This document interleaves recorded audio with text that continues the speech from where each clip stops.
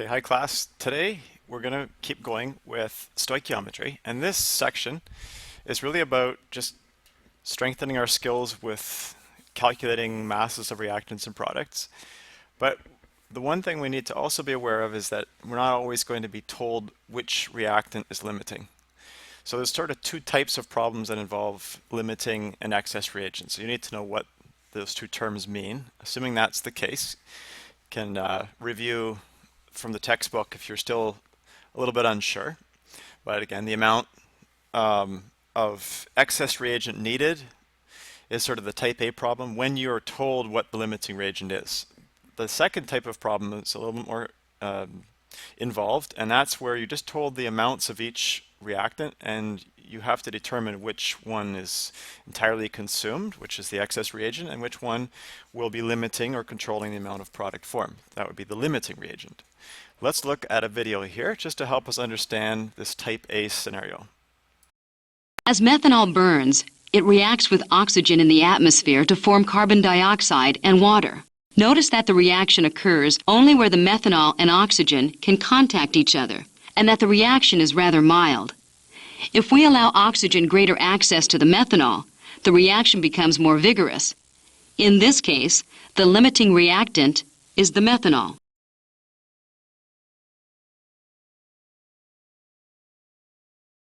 Okay, that was an interesting video just to show you that you can actually pour a flame when you have a burning fuel. Have to be careful with organic compounds. They're usually quite flammable, but in that case, it'd be very similar to the burning of gasoline. It's explosive when it gets into vapor form, and as long as it's just a small amount of vapor on the surface of the liquid, then the fuel itself is a limiting reagent. As soon as we make available a lot more of the fuel, then there's excess oxygen in the air.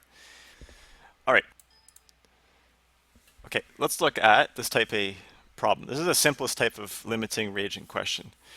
We are going to be given, in this type of situation,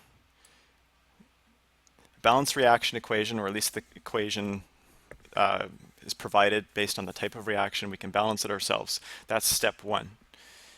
In the type A situation, we're going to focus on just the reactants. The products are not as important here. We're not doing stoichiometry yet. We're just doing the identification of which substance is all used up and which one is left over. So step A, we also need to be told which chemical is going to be entirely consumed. So if we were doing this in the lab, usually it would be stated in the procedure that excess chemical is going to be reacted with so many grams, and we're going to assume that that number of grams or that mass is going to be there to the reader so that it's all used up, and the other one we may measure out a volume or a mass, but we understand that that's more than enough to entirely consume it. So A is a limiting reagent we'll assume in this process. The first step here after that is going to be determining the moles of the limiting reagent. So we know that A is the limiting reagent. We take mass divided by molar mass. Let's just suppose we're starting with a given mass that produces, with a molar mass calculation, 1.36 moles. So we get an answer of 1.36 moles. That's how many molar units of A, the limiting reagent, we have. The next thing we need to do, and as we go along here, fill in the information on your handout for these steps. I've given you some room to write. Is you're going to apply the mole ratio in the balanced equation to find the minimum amount in moles of the excess reagent. Now I say minimum amount, or I could say exact amount, but why I write minimum is because we need at least that much to make sure that we entirely consume A. So in this case, we have 4 units of A are reacting with 3 units of B. So that's a 4:3 ratio of A to B. Another way of saying this is that the number of moles of B is 3:4, or 3/4, okay? And I hope you can see that 3 as an amount is 3/4 of 4, okay? Because of that, we can take 0.75 as a decimal for 3/4, and we can multiply the amount that we know we have of A by 0.75. We're going to need at least that much of reactant B. Now that works out to 1.02 moles. Following significant digits here, multiplying by 3/4 does not affect the significant digits. 3/4 is an exact amount. There's no uncertainty in saying I have 3/4 of something. Okay, so we're still carrying through 3 significant digits. That's step 3. So now we know that we need at least that much of reactant B. From there, we're going to increase that amount by 10%. Now 10% is not a big amount. If you get, say, a raise of 10%, it's going to make a little bit of a difference in your paycheck. If taxes were to go up by 10%, that would be noticeable. If your grade was to go up by 10%, that would be noticeable. So 10% really, in some situations, is actually pretty significant. And in increasing an amount by 10%, it's quite significant. We're increasing the amount by 10% of Avogadro's number of particles, which is a huge number of extra particles that are present for the reaction. The easiest way to increase something by 10% is take 100% of it and add 10% more, or multiply it by 110%. And 110% is 1.1. So if we use a multiple of 1.1 and apply that, we can bring our excess amount up by 10%, and that's going to give us 1.122 moles. Now, the next step would be converting this into a mass amount by multiplying the molar amount by the molar mass of reactant B. We could also, after we've figured out the minimum number of moles, we could go directly to a mass calculation and then apply the 10% rule there. It doesn't matter whether we increase the moles by 10% or the mass by 10%. I hope we could see that at some point we're multiplying by 1.1, and it doesn't really matter which stage we do that. So the end result will be we'll have 10% more, and that'll be the excess amount. So that's their type A problem, but the simplest type of problem you can be given where you know the identity of the limiting reagent. Okay, I'm going to show a little clip here that will illustrate the second type of problem where we're given two reactants and we're given the amounts of both, but we don't necessarily know which one will be entirely used up. We'll see how that will play out. For this demonstration, we put 3 different amounts of zinc into the same amount of hydrochloric acid. At the end of the reaction, there is still some zinc remaining in the flask on the left. The reaction on the right did not generate as much gas because there was an insufficient amount of zinc. In the center reaction, the balloon inflated fully and all the zinc was consumed.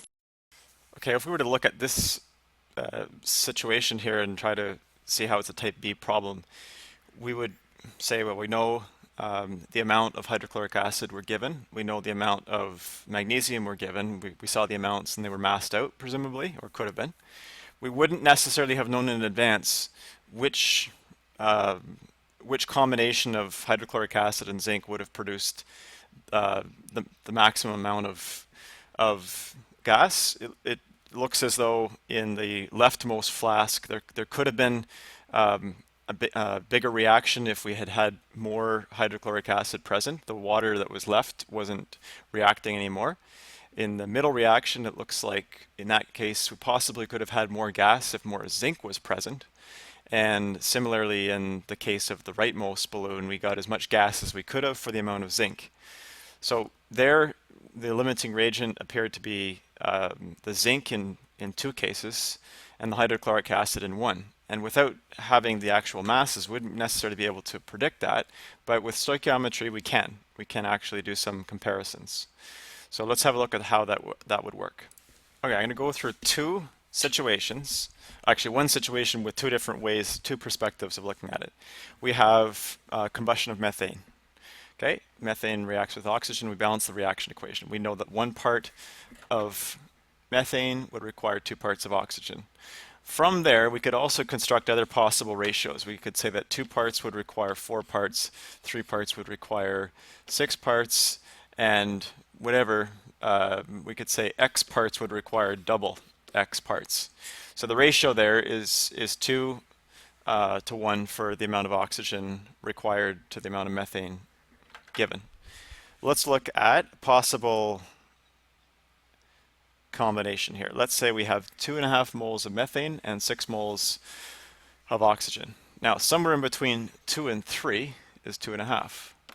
2.5 is in a 1 to 2 ratio with 5, which means that methane, if we have 2.5 moles, we would need 5 moles of oxygen.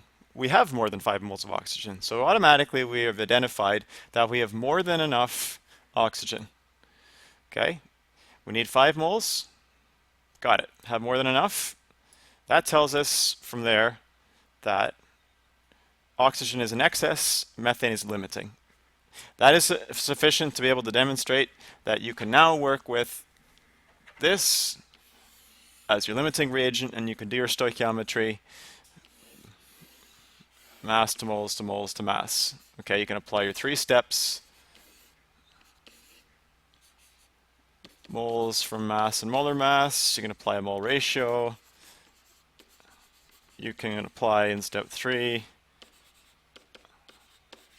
a calculation, okay, if we wanted to determine the amount of water that would be produced.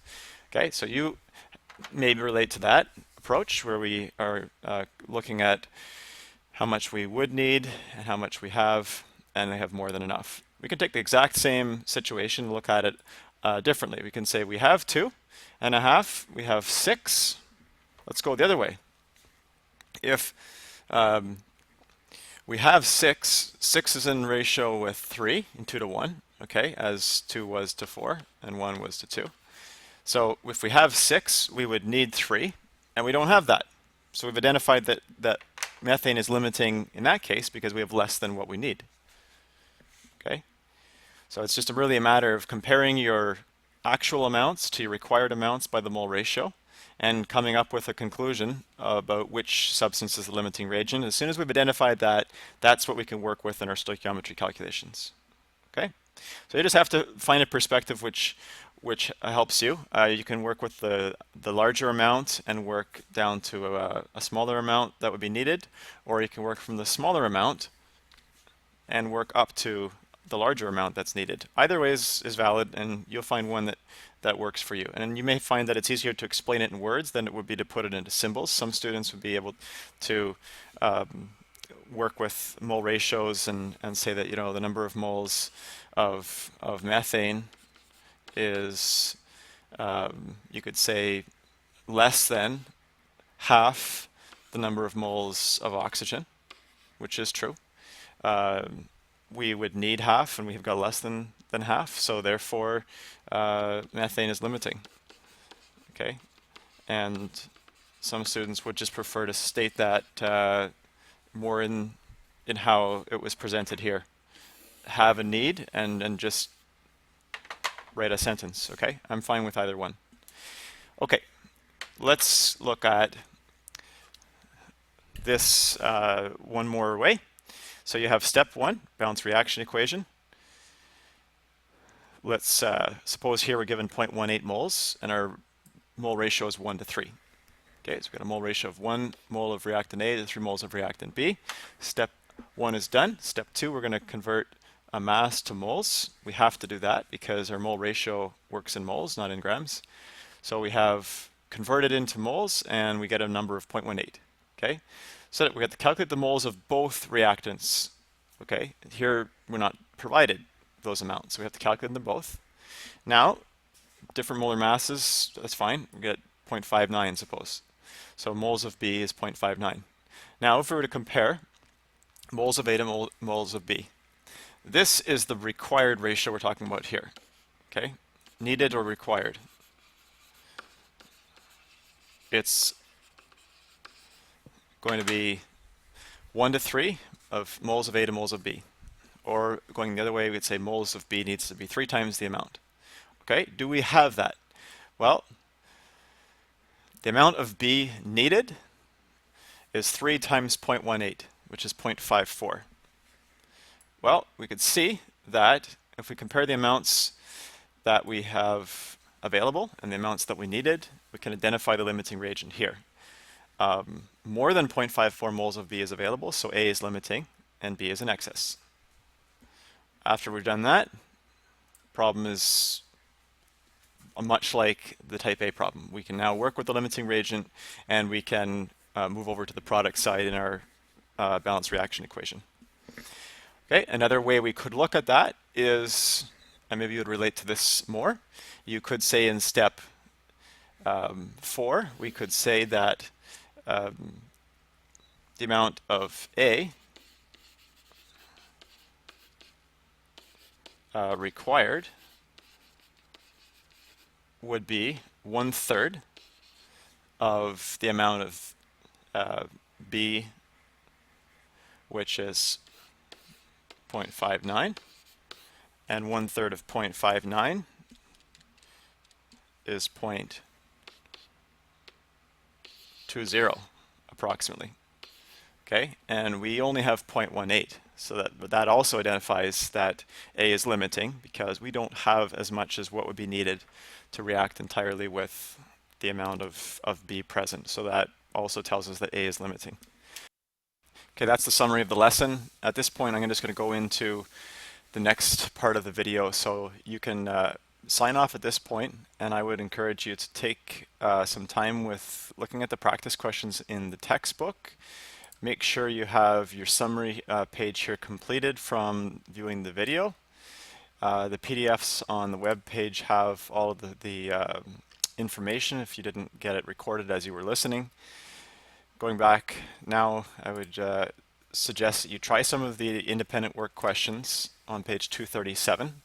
If you're up for watching the second part of this video, continue on with worksheet solutions. Otherwise, we'll do some practice in class and you can watch part 2 after having worked in class for the first day. Okay, bye-bye.